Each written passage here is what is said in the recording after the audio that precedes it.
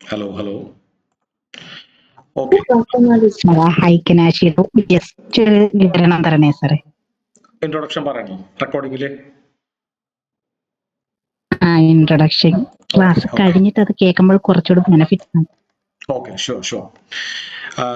അപ്പോ ഹൈക്കനാഷി എന്ന് പറയുന്നത് ഇവിടെ ഇൻഡിക്കേറ്റർ സെക്ഷനിലല്ല കിടക്കുന്നത്, ചാർട്ട് ടൈപ്പിലാണ് കിടക്കുന്നത്. പക്ഷെ നമുക്കതൊരു ഇൻഡിക്കേറ്റർ ആയിട്ടാണ് യൂസ് ചെയ്യുന്നത്. പ്രൈസ് റിവേഴ്സ് ചെയ്തു എന്ന് മനസ്സിലാക്കാൻ വേണ്ടിയിട്ടുള്ള ഒരു ഇൻഡിക്കേറ്റർ ആയിട്ടാണ് യൂസ് ചെയ്യുന്നത്. അപ്പോൾ ഇതിനുള്ളിൽ പോയി കഴിഞ്ഞാൽ പലതരം ചാർട്ടുകൾ ഉണ്ട്. അതിൽ കുറച്ച് താഴേക്ക് വന്നാൽ ഹൈക്കനാഷി എന്ന് പറയുന്ന ചാർട്ട് കാണാം. അപ്പോൾ ഹൈക്കനാഷി ചാർട്ട് കാൻഡിൽസ്റ്റിക്കുമായിട്ട് വളരെ സിമിലർ ആണ്. കാരണം ഇതും മെഴുകുതിരികൾ പോലെ തന്നെയാണ് നമുക്ക് കാണാൻ പറ്റുന്നത്. കാൻഡിൽസ്റ്റിക് ചാർട്ട് എന്ന് പറയുന്നത് കറക്റ്റ് ആ ഒരു 5 മിനിറ്റിൽ ഉണ്ടായ ഓപ്പൺ പ്രൈസും ക്ലോസ് പ്രൈസും ലോവസ്റ്റ് പ്രൈസും ഹയസ്റ്റ് പ്രൈസും ഈ 4 എക്സാക്ട് വാല്യൂസ് ആണ് പ്ലോട്ട് ആയിട്ട് നമുക്ക് കാണിച്ചു തരുന്നത്. അപ്പൊ കാൻഡിൽസ്റ്റിക് ആണ് ഇതിലെ ഏറ്റവും ട്രൂ എലമെന്റ് അല്ലെങ്കിൽ ട്രൂ ചാർട്ട് എന്ന് പറയുന്നത്. ഹൈക്കനാഷി ഒരു ഇൻഡിക്കേറ്റർ പോലെയാണ്. അപ്പൊ ഹൈക്കനാഷി നമുക്ക് കാണിച്ചു തരുന്നത് ലേറ്റസ്റ്റ് ക്യാൻഡലിന്റെയും അതിന്റെ തൊട്ട് മുമ്പുള്ള ക്യാൻഡലിന്റെയും ആവറേജസ് എടുത്തുകൊണ്ടൊക്കെയാണ് നമുക്ക് ഓരോ ക്യാൻഡലിന്റെ കളർ കാണിച്ചു തരുന്നത്.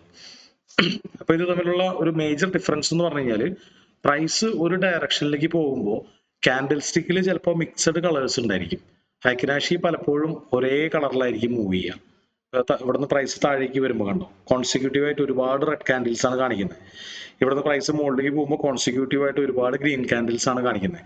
അപ്പൊ പ്രൈസ് റിവേഴ്സൽ നമുക്ക് വളരെ എളുപ്പം കണ്ടുപിടിക്കാൻ പറ്റുന്ന ഒരു ഇൻഡിക്കേറ്റർ ആണ് ഹൈക്കനാഷി ചാർട്ട് എന്ന് പറയുന്നത്.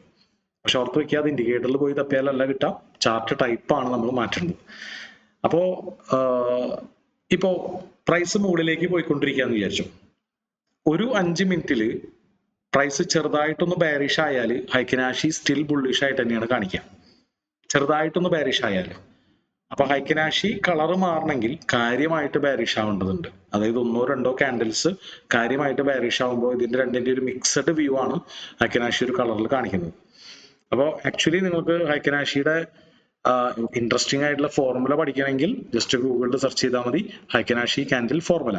അപ്പൊ ഇത് വളരെ കോംപ്ലിക്കേറ്റഡ് ആണ്. വളരെ ബ്രീഫായിട്ട് പറയുകയാണെങ്കിൽ ഹൈക്കനാഷി ക്ലോസ് എന്ന് പറയുന്നത് ആ ഹൈക്കനാഷി കാൻഡിലിന്റെ ഓപ്പണും ഹൈയും ലോയും ക്ലോസിന്റെ ശരാശരിയാണ്. അതായത് ലേറ്റസ്റ്റ് കാൻഡിലിന്റെ തന്നെ അതിന്റെ റിയൽ ഓപ്പണും ഹൈയും ലോയും ക്ലോസ് അതെടുത്തിട്ട് ഡിവൈഡഡ് ബൈ 4, അതിന്റെ സമ്മിനെ 4 കൊണ്ട് ഹരിക്കുന്നു.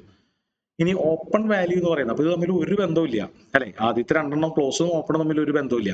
ഓപ്പൺ എന്ന് പറയുന്നത് പ്രീവിയസ് കാൻഡിലിനെ ബേസ് ചെയ്തിട്ടാണ്. ആ പ്രീവിയസ് കാൻഡിലിന്റെ ഓപ്പണിന്റെയും ക്ലോസിന്റെയും ശരാശരിയാണ്. അതിന്റെ മധ്യമാണ് നമ്മുടെ ഹൈക്കനാഷി ലേറ്റസ്റ്റ് കാൻഡിലിന്റെ ഓപ്പൺ എന്ന് പറയുന്നത്. അപ്പോ ഒരു പുതിയ ഹൈക്കനാഷി കാൻഡിൽ തുടങ്ങുന്നത് കഴിഞ്ഞ കാൻഡിലിനെ ബേസ് ചെയ്തിട്ടാണ്. കഴിഞ്ഞ കാൻഡിൽ എങ്ങനെയാണോ അതിന്റെ മധ്യമാണ് ലേറ്റസ്റ്റ് കാൻഡിലിന്റെ ഓപ്പൺ, അവിടെയാണ് തുടങ്ങുക ഒരു കാൻഡിലിൽ പ്ലോട്ട് ആവുക. അപ്പോൾ കഴിഞ്ഞ കാൻഡിലിന്റെ ഒരു സമ്മറി ആയിട്ട് നമുക്ക് ലേറ്റസ്റ്റ് കാൻഡിലിനെ കാണാം. കഴിഞ്ഞ കാൻഡിലിന്റെ ഓപ്പണും ക്ലോസും എവിടെയാണ് നിൽക്കുന്നത്, എത്രമാത്രം അത് മാർക്കറ്റ് മുകളിലേക്കാണോ താഴത്തേക്കാണോ പോയേ, അത് ബേസ് ചെയ്തിട്ടാണ് ലേറ്റസ്റ്റ് കാൻഡിൽ ഓപ്പൺ ആവുക. ഇനി ഹൈ എന്ന് പറയുന്നത് ലോ എന്ന് പറയുന്നതും തമ്മിൽ കറക്റ്റ് ഒരു ബന്ധമുണ്ട്. അപ്പൊ ഹൈ എന്ന് പറയുന്നത് ഇതിൽ ഒരു ചെറിയ കോംപ്ലക്സിറ്റി, ഈ ഹൈ നമുക്ക് പഠിച്ചു കഴിഞ്ഞാൽ ലോ പഠിക്കാൻ ഈസിയാണ്. ഹൈ എന്ന് പറഞ്ഞാൽ മാക്സിമം ഓഫ്, അതായത് ഇപ്പൊ ഒരു 3-4 വാല്യൂസ് തന്നിട്ട് അതിൽ ഏറ്റവും വലിയ സംഖ്യ കണ്ടുപിടിക്കാൻ പറഞ്ഞാൽ നമ്മൾ എളുപ്പമല്ലേ. അതുപോലെ ഒരു 3 സംഖ്യയുടെ ഏറ്റവും വലിയ സംഖ്യ, 3 സംഖ്യയിലെ ഏറ്റവും വലിയ സംഖ്യയാണ് ഇതിലെ ഹൈ ആയിട്ട് രജിസ്റ്റർ ആവുന്നത്. അതായത് മാക്സിമം ഓഫ് ഹൈ എന്ന് പറഞ്ഞു കഴിഞ്ഞാൽ റിയൽ കാൻഡിൽസ്റ്റിക്കിന്റെ ഹൈ, അതായത് ആ 5 മിനിറ്റിൽ എത്ര മുകളിലേക്ക് പോയിട്ടുണ്ട് മുകളിലേക്ക് പോയിട്ടുണ്ട് ആ പോയിന്റ് ആണ് ഹൈ ആയിട്ട് ഇതിൽ കാണുന്നത്. അടുത്ത 2 വാല്യൂസ് എന്ന് പറയുന്നത് ഹൈക്കനാഷിയാണ്. അപ്പൊ ഹൈക്കനാഷിയുടെ ഓപ്പണും ക്ലോസും. അപ്പൊ ഇതിൽ 3-ൽ ഏറ്റവും മികച്ച നിൽക്കുന്നത്, മുന്തി നിൽക്കുന്നത് ഏതാണോ അതായിരിക്കും ആ ഹൈക്കനാഷിയുടെ വിക്കായിട്ട് രജിസ്റ്റർ ആവുക. അതുപോലെ തന്നെ മിനിമം ഓഫ്, അപ്പോ ഹൈക്കനാഷിയുടെ ഓപ്പൺ ആണോ ക്ലോസ് ആണോ ആക്ച്വൽ ലോ ആണോ ഏറ്റവും ചെറുത്, അതായിരിക്കും ഹൈക്കനാഷിയുടെ ലോ ആയിട്ട് പ്ലോട്ട് ആവും. അപ്പോ ഹൈക്കനാഷി എന്ന് പറഞ്ഞു കഴിഞ്ഞാൽ ബേസിക്കലി മാർക്കറ്റിലെ നോയ്സ് ഫിൽട്ടർ ചെയ്തിട്ട്, ചെറിയ ചെറിയ വ്യതിയാനങ്ങൾ ഫിൽട്ടർ ചെയ്തിട്ട് ആ ആക്ച്വൽ അണ്ടർലൈൻ ട്രെൻഡ് നമുക്ക് കണ്ടുപിടിച്ചു തരുന്നു അല്ലെ. ആക്ച്വൽ അണ്ടർലൈൻ ട്രെൻഡ് നമുക്ക് കണ്ടുപിടിച്ചു തരുന്നു. ഇത് മനസ്സിലാക്കണമെങ്കിൽ വളരെ നല്ലൊരു എക്സാമ്പിൾ പറയാം.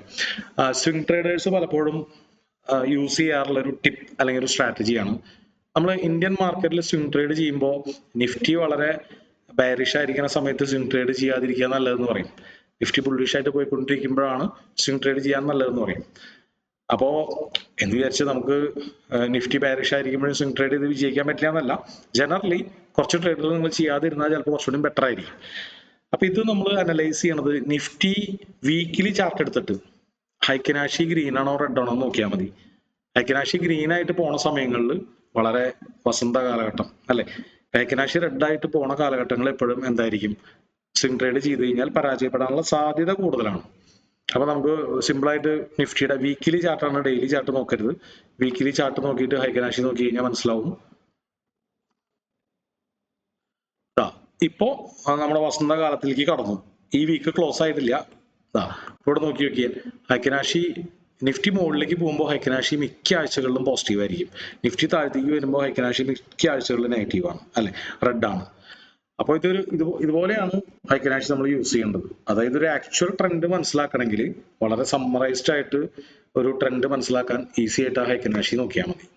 അപ്പൊ നമുക്ക് ഇതെങ്ങനെ നിഫ്റ്റി ഓപ്ഷൻ ബൈങ്ങിൽ യൂസ് ചെയ്യാന്ന് വെച്ച് കഴിഞ്ഞാൽ, ഇതുപോലെ നമ്മൾ വരച്ചിട്ടിരിക്കുന്ന സപ്പോർട്ടിൽ റെസിസ്റ്റൻസിൽ ചെല്ലുമ്പോൾ മാർക്കറ്റ് തിരിക്കും എന്നുള്ളൊരു സൂചന കാൻഡിൽ സ്റ്റിക് പാറ്റേൺ ഡിപ്പെൻഡ് ചെയ്ത് കഴിഞ്ഞാൽ പലപ്പോഴും മിസ്സാവും.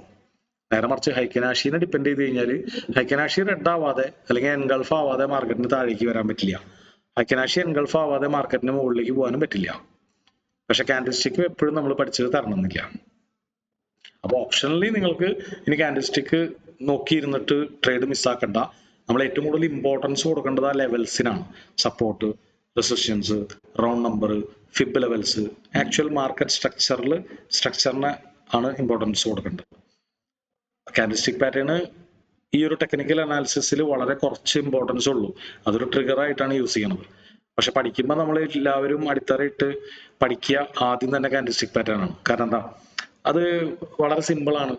അപ്പൊ തുടക്കക്കാർക്ക് ഏറ്റവും ആദ്യം പഠിപ്പിച്ചു കൊടുക്കുക, ഇപ്പൊ സംഗീതം പഠിക്കുമ്പോൾ സരിഗമ പദനിസ എന്ന് പറയുന്ന പോലെയാണ് കാൻഡിൽ സ്റ്റിക് പാറ്റേൺ അല്ലെ നമ്മൾ പഠിക്കുക. പക്ഷെ നമുക്ക് വളരെ പ്രാക്ടിക്കലി എപ്പോഴും ഒരു സോണിൽ നിന്ന് തിരിക്കുന്നത് അറിയാൻ ഒരാണ് നമ്മുടെ ആവശ്യമെങ്കിൽ നമ്മൾ പല കാര്യങ്ങൾ കണ്ടിട്ടായിരിക്കും അവിടുന്ന് ട്രേഡ് എടുക്കുന്നത്. ചിലപ്പോൾ ഒരു പക്ഷേ റൗണ്ട് നമ്പർ ഉണ്ടായിരിക്കും, സപ്പോർട്ട് ഉണ്ടായിരിക്കും, അതുപോലുള്ള കാര്യങ്ങളുടെ മിക്സഡ് ആയിട്ടുള്ള ഒരു നല്ല ഡിമാൻഡ് സോണ് നമ്മൾ കണ്ടുവച്ചിട്ടുണ്ടാവും. അപ്പൊ അവിടെ വന്നിട്ട് മാർക്കറ്റ് തിരിക്കുകയാണെങ്കിൽ, ഒന്ന് ബുള്ളിഷ് ആവണമെങ്കിൽ നമുക്കും കൂടി കയറി കൂടാന്ന് വിചാരിച്ചിരിക്കുമ്പോൾ നമ്മൾ കാൻഡിൽ സ്റ്റിക് പാറ്റേൺ നോക്കി കഴിഞ്ഞാൽ പലപ്പോഴും ട്രേഡ് മിസ്സാവും. ഓക്കെ അല്ലേ? അപ്പൊ ഇനി അനാലിസിസ് എല്ലാവർക്കും മനസ്സിലായി എന്ന് വിചാരിക്കുന്നു. നമ്മൾ എല്ലാ ദിവസവും ഓരോ പുതിയ കാര്യങ്ങൾ മനസ്സിലാക്കുന്നു എന്നുള്ള തരത്തിൽ നമ്മൾ പോയതാണ് ഹൈക്കനാഷിയുടെ എന്താ പറയുക ആഘാതകർത്തങ്ങളിലേക്ക്. അപ്പൊ ഇതൊന്നും നിങ്ങൾ ഓർത്ത് വെക്കേണ്ട കാര്യമില്ല. നിങ്ങൾക്കൊരു ചോയ്സ് ആണ്. ഹൈക്കനാഷി കൂടി നോക്കി ട്രേഡ് ചെയ്യാം, കുഴപ്പമൊന്നുമില്ല. ഒരു മോശം ഇൻഡിക്കേറ്റർ അല്ല എന്നുള്ളതാണ്. അപ്പൊ ഓക്കെ അല്ല. അപ്പൊ ഈ ലെവൽസുകൾ ഞാൻ എന്തായാലും ഗ്രൂപ്പിൽ ഇട്ടേക്കാം. ഇനിയിപ്പോ അടുത്ത കുറച്ച് ദിവസങ്ങളിൽ ഇപ്പൊ 92, 93 ബാച്ച് അല്ലേ ഇതിൽ കൂടുതലും അറ്റൻഡ് ചെയ്യണത്? 92, 93 ബാച്ചിന് മുമ്പുള്ളവർ ആരെങ്കിലും ഉണ്ടോ?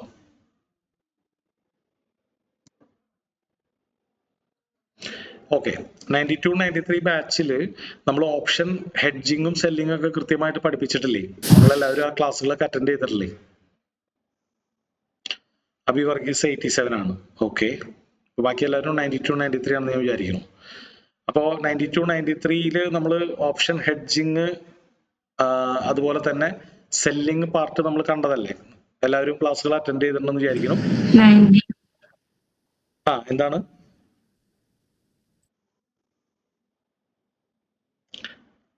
ജിജോ ജാസാന്ത് 82 ആണ്. ഓക്കെ.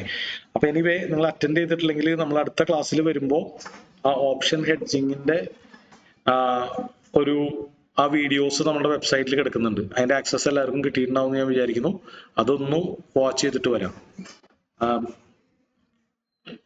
അപ്പൊ ഓപ്ഷൻ ഹെഡ്ജിങ്ങിന്റെ വീഡിയോസ് എന്ന് പറയുന്നത് ബുൾ പുട്ട് സ്പ്രെഡും അതുപോലെ തന്നെ ബെയർ കോൾ സ്പ്രെഡും, ഈ രണ്ട് സ്ട്രാറ്റജികൾ.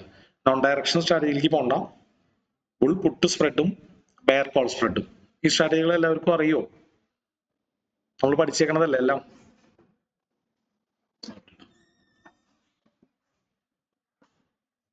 ഈ ക്ലാസ് കിട്ടാത്ത ആരെങ്കിലും ഉണ്ടോ? ബുൾ പുട്ട് സ്പ്രെഡും ബെയർ കോൾ സ്പ്രെഡിന്റെ ക്ലാസ്, സ്പ്രെഡുകളുടെ ക്ലാസ്? ഓക്കെ. അപ്പൊ അടുത്ത ക്ലാസ്സിൽ വരുമ്പോൾ നിങ്ങൾ കിട്ടിയിട്ടില്ല എന്നുണ്ടെങ്കിൽ ഇത് ഓൾറെഡി കറക്റ്റ് ആയിട്ട് അറിയാവുന്നവരൊന്ന് കൈപൊക്കാവോ?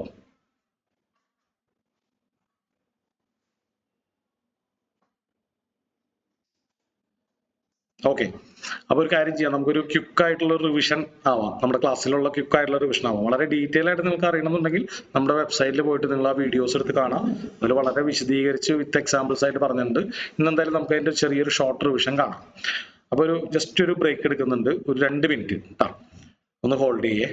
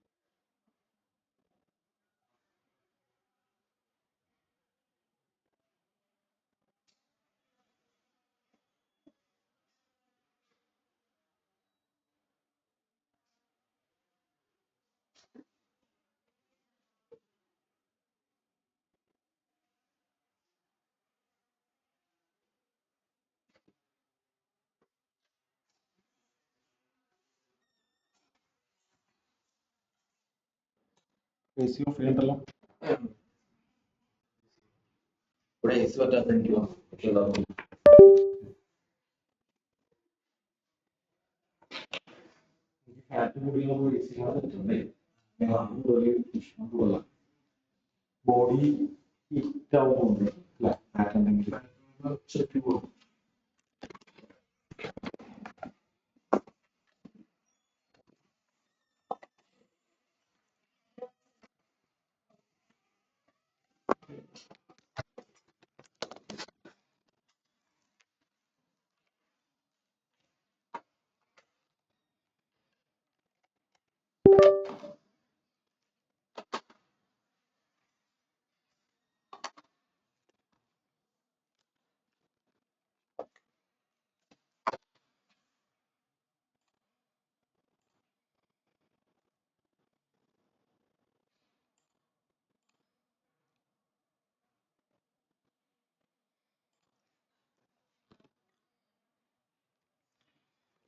ഓക്കെ, അപ്പൊ നമുക്ക് ഓപ്ഷൻ ഹെഡ്ജിങ് അല്ലെ, ഓപ്ഷൻ സെല്ലിങ്ങിന്റെ കുറച്ച് ബേസിക്സ് ഒന്ന് കാണാം. ഇപ്പൊ നമ്മൾ already call option puttu option വാങ്ങുന്നത്, അതിന് പകരം നമുക്ക് വേണമെങ്കിൽ എന്ത് ചെയ്യാം, സെല്ല് ചെയ്യാം. സെല്ല് ചെയ്താലുള്ള അല്ലെങ്കിൽ ഹെഡ്ജ് ചെയ്യാന്ന് പറയാം. സെല്ലിങ് മാത്രമായിട്ട് ആരും ചെയ്യാറില്ല, സെല്ലിങ് പ്ലസ് ബൈങ് ചെയ്യുന്നതിനെയാണ് നമ്മൾ ഹെഡ്ജിങ് എന്ന് പറയുന്നത്. അപ്പൊ അതിന്റെ ഒരു ബെനിഫിറ്റ് എന്ന് വെച്ച് കഴിഞ്ഞാല് കാര്യം കുറച്ചും കൂടി എക്സ്പെൻസീവ് ആണ്, അല്ലെങ്കിൽ കുറച്ചുകൂടി ക്യാപിറ്റൽ കൂടുതൽ വേണമെങ്കിലും നമുക്ക് ഒരു ദിവസം ഇൻട്രാഡേ ചെയ്യുമ്പോൾ വരുന്ന ലോസ് വളരെ കുറയ്ക്കാൻ പറ്റും. ഇപ്പൊ നമ്മൾ ഓപ്ഷൻസ് ഒക്കെ ചെയ്യണമെങ്കിൽ നമ്മൾ ബൈ ചെയ്ത് കഴിഞ്ഞാൽ നിങ്ങൾക്കറിയാം, നമ്മൾ തൊട്ട് കഴിഞ്ഞാൽ 500,000 നിൽക്കാൻ ചാൻസ് ഇല്ല. ഒരു ചെറിയ സ്റ്റോപ്പ് ലോസ് വെച്ചാൽ തന്നെ നമുക്ക് 1000 രൂപയൊക്കെ മിനിമം പോകും. കുറച്ച് വൈഡ് ആയിട്ടുള്ള സ്റ്റോപ്പ് ലോസ് ആണെങ്കിൽ അതിനനുസരിച്ച് ഒരു 2000, 2500 രൂപയൊക്കെ പോകും. അപ്പോൾ ഓപ്ഷൻ ഹെഡ്ജിങ് എന്ന് പറയുന്നത് കമ്പാരിറ്റീവ്ലി കുറച്ച് ക്യാപിറ്റൽ കൂടുതൽ വേണമെങ്കിലും, അപ്രോക്സിമേറ്റ്ലി ഒരു 30,000 രൂപ 40,000 രൂപ ക്യാപിറ്റൽ വേണമെങ്കിലും നമുക്കത് വളരെ കൺട്രോൾഡ് ആയിട്ട് ട്രേഡ് ചെയ്യാം. ഫോർ എക്സാമ്പിൾ നമുക്ക് വേണമെങ്കിൽ ഒരു 300-400 രൂപ ഒരു ട്രേഡിൽ ചെലവ് വരാവുന്ന തരത്തിൽ, അത്രയും എന്താ പറയാ ഇമ്പാക്ട് കുറച്ചുകൊണ്ട് നമുക്ക് ട്രേഡ് ചെയ്യാം. അപ്പൊ അതിനാണ് കൂടുതൽ ആൾക്കാർ ഓപ്ഷൻ സെല്ലിലേക്ക് വരുന്നതിന്റെ ഒരു ഉദ്ദേശം. രണ്ടാമത്തെ ഒരു കാര്യം എന്ന് പറഞ്ഞു കഴിഞ്ഞാൽ ഇതിൽ പ്രീമിയം മെൽറ്റിങ്ങിന്റെ എഫക്ട് വളരെ കുറവാണ്. പ്രീമിയം മെൽറ്റിംഗ് നമ്മൾ പഠിച്ചിട്ടില്ലേ? എന്താണ് പ്രീമിയം മെൽറ്റിംഗ്? ആരെയും പറയാവോ?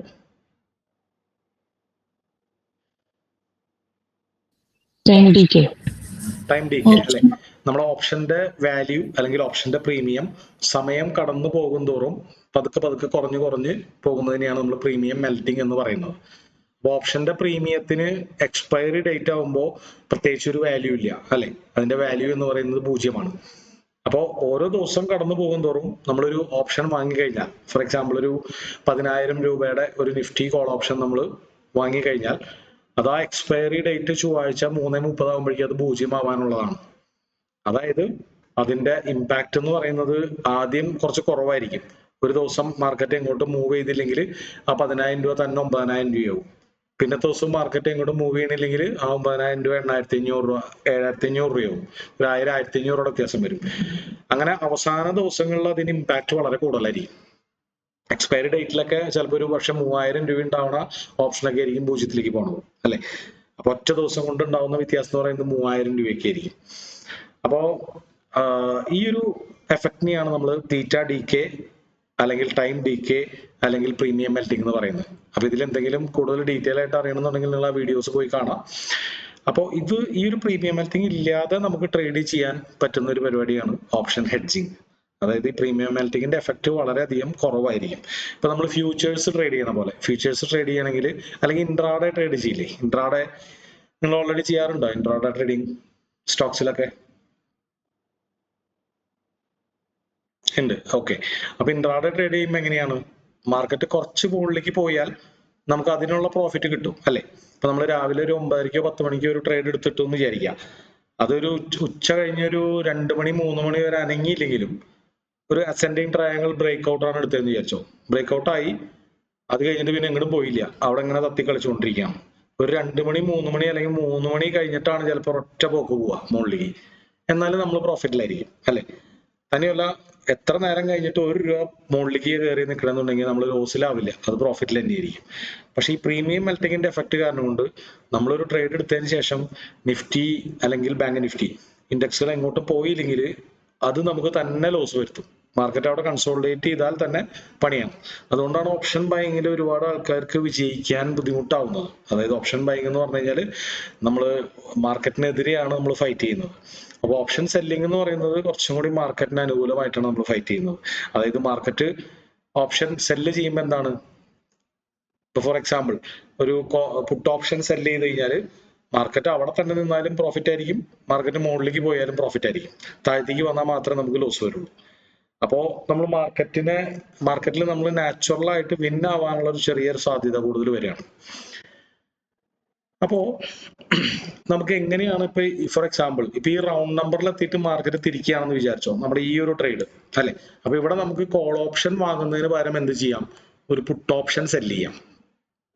അപ്പൊ പുട്ട് ഓപ്ഷൻ സെല്ല് ചെയ്താൽ ഒരു പ്രശ്നം എന്ന് പറഞ്ഞാൽ നല്ല ക്യാപിറ്റൽ വേണം, 1.5-2 ലക്ഷം രൂപ ക്യാപിറ്റൽ വേണം അല്ലെ സെല്ല് ചെയ്യണമെങ്കിൽ. അപ്പോ അതിന് ആ ക്യാപിറ്റൽ കുറയ്ക്കാൻ വേണ്ടിയിട്ട് നമുക്ക് മറ്റൊരു പുട്ട് ഓപ്ഷൻ അതിന്റെ താഴെ നിന്ന് ബൈ ചെയ്യാം. അപ്പൊ അതിനെയാണ് ഓപ്ഷൻ ഹെഡ്ജിങ് എന്ന് പറയുന്നത്. അപ്പൊ ഫോർ എക്സാമ്പിൾ ഇപ്പൊ ഏകദേശം പ്രൈസ് നമ്മൾ വിചാരിച്ച പോലെ തന്നെ താഴത്തേക്ക് വന്ന് ഇന്ന് 24,000 എത്തി എന്ന് വിചാരിച്ചോ, എത്തിയാൽ പോരാ, എത്തിയിട്ട് തിരിക്കണം അല്ലെ. തിരിച്ചു തുടങ്ങി എന്ന് വിചാരിച്ചോ, ഒരു ഹൈക്കനാഷി ഗ്രീൻ ആയി എന്ന് വിചാരിച്ചോ. അപ്പൊ നമുക്ക് എന്ത് ചെയ്യാം, 2 ചോയ്സ് ഉണ്ട്. ഒന്നുകിൽ നമുക്ക് കോൾ ഓപ്ഷൻ ബൈ ചെയ്യാം, അല്ലെങ്കിൽ നമുക്ക് പുട്ട് ഓപ്ഷൻ സെല്ല് ചെയ്യാം. പക്ഷെ പുട്ട് ഓപ്ഷൻ സെല്ല് ചെയ്താൽ എന്താണ് പ്രശ്നം, എന്തുകൊണ്ടാണ് എക്സ്ചേഞ്ച് വലിയ ക്യാപിറ്റൽ നമ്മുടെ നിന്ന് പിടിച്ചു വെക്കുന്നത് മാർജിനായിട്ട്? പുട്ട് ഓപ്ഷൻ സെല്ല് ചെയ്താൽ മാർക്കറ്റ് അടിച്ച് താഴ്ത്തേക്ക് ഇറങ്ങി കഴിഞ്ഞാൽ ഈ പുട്ട് ഓപ്ഷൻ ബൈ ചെയ്ത ആൾക്ക് വലിയ പ്രോഫിറ്റ് കിട്ടില്ലേ. ചിലപ്പോൾ ആൾ മുടക്കിയ ക്യാപിറ്റലിന്റെ 3, 4, 5 ഇരട്ടി പ്രോഫിറ്റ് കിട്ടാറില്ലേ. അതാരാണ് കൊടുക്കുന്നത്, അത് സെല്ലറാണ് കൊടുക്കുന്നത് അല്ലെ. അപ്പൊ പുട്ട് ഓപ്ഷൻ നെയ്ക്കഡ് ആയിട്ട് സെല്ല് ചെയ്താൽ, നമ്മൾ ഹെഡ്ജ് ചെയ്യാതെ സെല്ല് ചെയ്യുന്നതിനെയാണ് നെയ്ക്കഡ് ആയിട്ടുള്ള സെല്ലിംഗ് എന്ന് പറയാം. നെയ്ക്കഡ് ആയിട്ട് സെല്ല് ചെയ്താൽ ഒരുപാട് മാർക്കറ്റ് താഴ്ത്തേക്ക് വന്നാൽ, ഇൻ കേസ് മാർക്കറ്റ് താഴ്ത്തേക്ക് വന്നാൽ വലിയ ലോസ് വരും. അപ്പൊ അതില്ലാതിരിക്കാൻ നമ്മൾ എന്ത് ചെയ്യണം, ഒരു ഇൻഷുറൻസ് എടുക്കുന്ന പോലെ മറ്റൊരു പുട്ട് ഓപ്ഷൻ ബൈ ചെയ്യണം. ആ മറ്റൊരു പുട്ട് ഓപ്ഷൻ ബൈ ചെയ്യണത് 24,000 തന്നെ ബൈ ചെയ്യണമെങ്കിൽ അതിന് പ്രത്യേകിച്ച് ഒരു വാല്യൂ ഇല്ല. കാരണം എന്താ, നമ്മൾ തന്നെ ബൈ ചെയ്യണു, നമ്മൾ തന്നെ സെല്ല് ചെയ്യുന്നു, അതിൽ പ്രത്യേകിച്ച് ഒരു എഫക്റ്റ് ഉണ്ടാവാനില്ല, ഒരു പ്രോഫിറ്റും കിട്ടാനില്ല. ചുമ്മാ ആ ട്രേഡ് ചെയ്യുന്നതിന്റെ ചാർജസ് പോവുള്ളൂ. കുറച്ച് താഴെ പോയിട്ട് നമ്മളൊരു പുട്ട് ഓപ്ഷൻ ബൈ ചെയ്യണമെങ്കിൽ, അപ്പൊ ഫോർ എക്സാമ്പിൾ നമുക്കതൊന്നും ഇവിടെ വരയ്ക്കാം. ഞാൻ അതിന് മുമ്പ് ഈ ഒരു ലൈൻസ് റൗണ്ട് നമ്പറും ഈ ഒരു ലൈനൊക്കെ ഒന്ന് എടുത്ത് കളയുന്നുണ്ട്. ഇവിടെ നമ്മൾ കോൾ ഓപ്ഷൻ ബൈ ചെയ്യുന്നതിന് പകരം നമ്മളൊരു പുട്ട് ഓപ്ഷൻ സെല്ല് ചെയ്യാണ് അല്ലെ. പുട്ട് ഓപ്ഷൻ സെല്ല് ചെയ്യണമെന്ന് കാണിക്കാൻ വേണ്ടിയിട്ട് ഞാനൊരു റെഡ് വെർട്ടിക്കൽ ലൈൻ ഇടുന്നുണ്ട്. 24,000 ആണെന്ന് വിചാരിച്ചു. കറക്റ്റ് 24,000 ATM അല്ലെ. 24,000 എത്തിക്കഴിഞ്ഞാൽ 24,000 തന്നെയായിരിക്കും ATM. അപ്പൊ ഏകദേശം 24,000 അടുത്ത് നിൽക്കുമ്പോൾ 24,000 ഒരു പുട്ട് ഓപ്ഷൻ നമ്മൾ സെല് ചെയ്യണം. അപ്പോൾ ഇത് മാത്രം ചെയ്ത് കഴിഞ്ഞാൽ നമുക്ക് 1.5 ലക്ഷം 2 ലക്ഷം ക്യാപിറ്റലും വരും. താഴ്ത്തേക്ക് എങ്ങാനും മാർക്കറ്റ് പെട്ടെന്ന് ഒരു ബ്രേക്ക് ഔട്ട് ഉണ്ടായാൽ നമുക്ക് വലിയ ലോസും വരും. അപ്പൊ ആ ലോസ് ഇല്ലാതിരിക്കാൻ തൊട്ട് താഴെ നിന്ന് നമ്മളൊരു മറ്റൊരു പുട്ട് ഓപ്ഷൻ തന്നെയാണ്, കോൾ ഓപ്ഷൻ അല്ല, തെറ്റരുത്. പുട്ട് ഓപ്ഷൻ ബൈ ചെയ്യണം. അപ്പൊ അതെപ്പോഴും ബിഗിനേഴ്സ് ചെയ്യേണ്ടത് ഒരു 50 പോയിന്റ് താഴ്ത്തുന്നതാണ്. 50 പോയിന്റ് താഴ്ത്തുന്ന പറയുമ്പോൾ എവിടെയാണ്? 950 അല്ലെ. 950 നമ്മളൊരു പുട്ട് ഓപ്ഷൻ ബൈ ചെയ്യണം. അപ്പൊ ഇവിടെ ഈ ഒരു രണ്ടാമത് ചെയ്ത പുട്ട് ഓപ്ഷൻ ബൈ ചെയ്യുന്നതിന് നമുക്കൊരു ഇൻഷുറൻസ് ട്രേഡ് എന്ന് പറയാം. ആദ്യം ചെയ്ത പുട്ട് ഓപ്ഷൻ സെല് ചെയ്യുന്നതിന് നമുക്ക് മെയിൻ ട്രേഡ് എന്ന് പറയാം. അപ്പൊ ഇവിടെ ഒരു മെയിൻ ട്രേഡ് എടുത്തിട്ട് രണ്ട് ഉദ്ദേശങ്ങൾ കൊണ്ടാണ് നമ്മൾ ഇൻഷുറൻസ് ട്രേഡ് എടുക്കുന്നത്. ഒന്ന്, നമുക്ക് ക്യാപിറ്റൽ ആദ്യം തന്നെ കുറവ് മതി. ഈ 1.5-2 ലക്ഷത്തിന് പകരം ഒരു 30,000-40,000 രൂപ മതി. രണ്ടാമത്തെ കാര്യം എന്ന് പറയുന്നത്, നമുക്കിതൊരു സ്റ്റോപ്പ് ലോസ് പോലെയാണ് വർക്ക് ചെയ്യുക. മാർക്കറ്റ് പെട്ടെന്ന് ഇടിച്ചിറങ്ങി താഴ്ത്തേക്ക് പോയി കഴിഞ്ഞാൽ നമുക്കൊരു ലിമിറ്റഡ് ലോസ് മാത്രമേ ഉണ്ടാവുള്ളൂ. അതാണ് ഈ സെല്ലിങ്ങിന്റെ ബ്യൂട്ടി. ആ ലിമിറ്റഡ് ലോസ് നമുക്ക് മുൻകൂട്ടി അറിയാനും പറ്റും, അത് നമുക്ക് അഡ്ജസ്റ്റ് ചെയ്യാനും പറ്റും. ഫോർ എക്സാമ്പിൾ, നമുക്കൊരു 3,000 രൂപ ലോസിനുള്ള കളി കളിക്കണോ, നമുക്ക് 3,000 രൂപ ലോസിന് അഡ്ജസ്റ്റ് ചെയ്യാൻ പറ്റും. ഒരു 1,500 രൂപ ലോസിനുള്ള കളി കളിക്കണോ, നമുക്ക് 1,500 രൂപ ലോസ് മതി എന്നുള്ള തരത്തിൽ അഡ്ജസ്റ്റ് ചെയ്ത് വെക്കാൻ പറ്റും. ഇനി നമ്മുടെ 500-1000 രൂപയുള്ളൂ കളയാൻ, 500 രൂപ മതി, അങ്ങനെ നമുക്ക് അഡ്ജസ്റ്റ് ചെയ്യാൻ പറ്റും.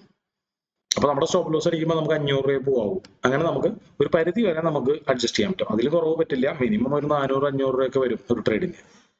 അപ്പൊ ഇങ്ങനെ ചെയ്യുന്നതിനെയാണ് നമ്മൾ ഓപ്ഷൻ ഹെഡ്ജിങ് എന്ന് പറയുക. അപ്പൊ നമ്മളിപ്പോ കണ്ടത്, നമ്മളൊരു ബുള്ളിഷ് വ്യൂ, മാർക്കറ്റ് മുകളിലേക്ക് പോകുന്നത് കണ്ടു കഴിഞ്ഞാൽ നമ്മൾ കോൾ ഓപ്ഷൻ ബൈ ചെയ്യുന്നതിന് പകരം എന്ത് ചെയ്യാം, നമുക്ക് ലിമിറ്റഡ് അല്ലെങ്കിൽ പ്രീ ഡിറ്റർമിൻഡ് ആയിട്ടുള്ള ലോസിൽ നിൽക്കാൻ വേണ്ടിയിട്ട് കോൾ ഓപ്ഷൻ ബൈ ചെയ്ത് കഴിഞ്ഞാൽ നമ്മളുടെ ഒരു ശ്രദ്ധ കുറഞ്ഞു കഴിഞ്ഞാൽ ചിലപ്പോൾ വലിയ ലോസ് വരാറുണ്ട് അല്ലെ.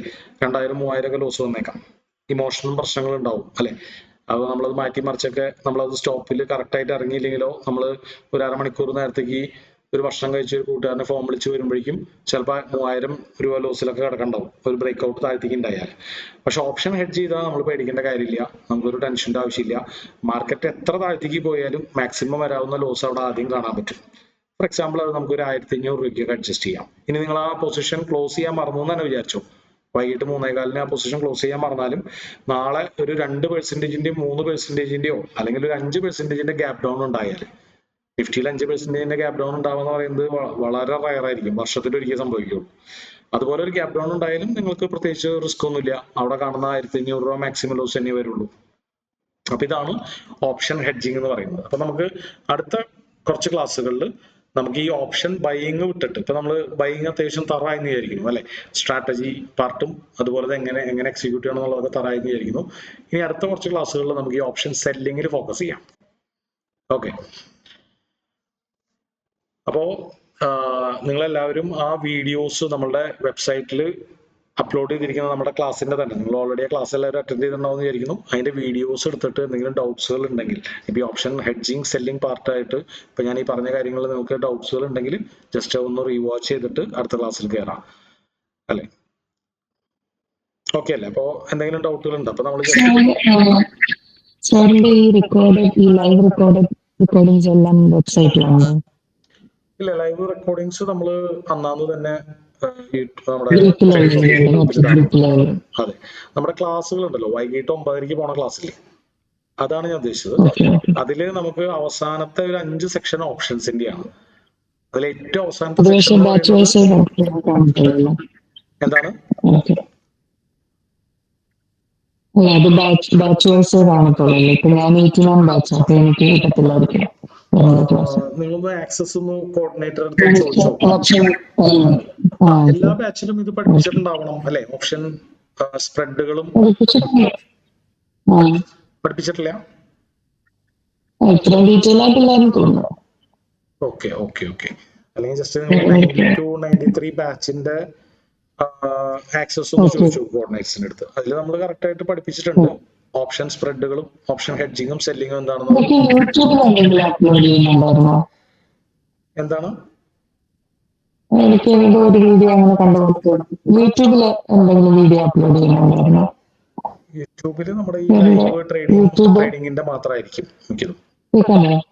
ഇൻട്രാഡേ ട്രേഡിങ്ങിന്റെയോ ഓപ്ഷൻ ബൈങ്ങിന്റെയോ ലൈവ് ട്രേഡ് ഇപ്പൊ നമ്മൾ എടുക്കുന്ന 9:15 ഈ ലൈവ് 9:30 ക്ലാസ് സെഷൻ അല്ലേ? അതായിരിക്കും. ആക്ച്വൽ ക്ലാസ് മെറ്റീരിയൽ അത് നമ്മുടെ സാർ അപ്ലോഡ് വെബ്സൈറ്റിൽ ചെയ്യാറുണ്ടോ യൂട്യൂബില്? എന്തോ അത് യൂട്യൂബിൽ ഇടാറുണ്ടോ? ഏത് സൈറ്റ് എവിടെയാ? ഇടാറുണ്ട്. ഇപ്പൊ നമ്മൾ റെക്കോർഡ് ചെയ്തുകൊണ്ടിരിക്കുന്നുണ്ട് ഓൾറെഡി. അത് നമ്മളിത് കഴിഞ്ഞതിന് ശേഷം യൂട്യൂബിൽ എവിടെയായിട്ടാ അത്? എവിടെ? അതെ, യൂട്യൂബിൽ അപ്ലോഡ് ചെയ്തിട്ട് നിങ്ങൾക്ക് അതിന്റെ ലിങ്ക് സാറിന്റെ ഒഫീഷ്യൽ എന്താണ് സാറിന്റെ പേരിലായിട്ടല്ലേ യൂട്യൂബിൽ? ക്ലിയർ ആവുന്നില്ല, അതൊന്ന് പറയുമോ? യൂട്യൂബിൽ ഇടും അല്ലേ? യൂട്യൂബിൽ ഇട്ടിട്ട് അതിന്റെ ലിങ്ക് നമ്മൾ ട്രേഡിംഗ് ഒഫീഷ്യൽ എന്ന് പറയുന്ന വാട്സപ്പ് ഗ്രൂപ്പിൽ ഷെയർ ചെയ്യാറുണ്ട്. Okay, thank you sir. Okay. Thank you. അപ്പൊ നമ്മളിപ്പോ ഇപ്പോ ഈ ഒരു ഓപ്ഷൻ ഹെഡ്ജിങ് എന്ന് പറയുന്ന കാര്യം ആദ്യമായിട്ട് നിങ്ങൾ കേട്ടേക്കണമെന്നുണ്ടെങ്കിൽ വളരെ യൂട്യൂബില് സാറിന്റെ പേരിട്ടതല്ലേ? എന്തോ ഒന്നുകൂടി ചോദിക്കാവോ? ക്ലിയർ ആയില്ല.